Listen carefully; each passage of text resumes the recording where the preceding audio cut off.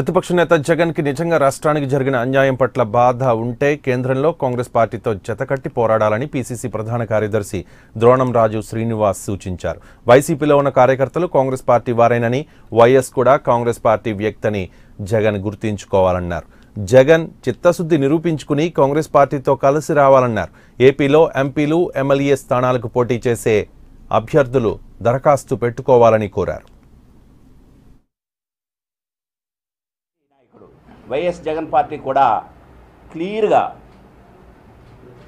ప్రత్యేక హోదా ఎవరు ఇస్తే ఆ పార్టీతో మాత్రమే మేము కొనసాగిస్తాము, మా మద్దతు వారికే ఇస్తాము అని చెప్పేసి జగన్మోహన్ రెడ్డి గారు కూడా బహిరంగంగా ప్రకటన చేశారు.